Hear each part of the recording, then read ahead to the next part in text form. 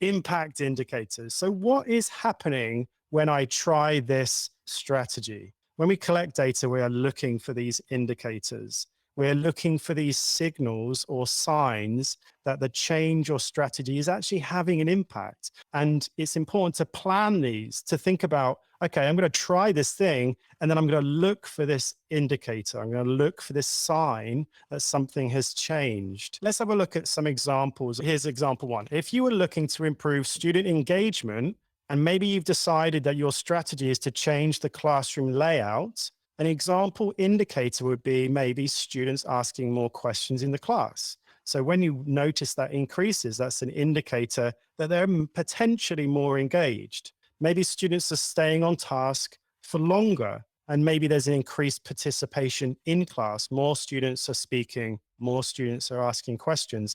These are some examples of indicators of impact from your strategy that you try. Example number two. If your focus is to increase participation in experiments during science by organizing collaborative learning, we could look for the following indicators. More students are working together on experiments. Fewer students are working on their own. I'm still thinking about what Ethel described, students around a microscope, one person driving it, two people looking on, and even what was shared earlier about passengers and crew who's actually taking part. And maybe there's more questions. You notice there's more questions. So these are all opportunities for us to collect some data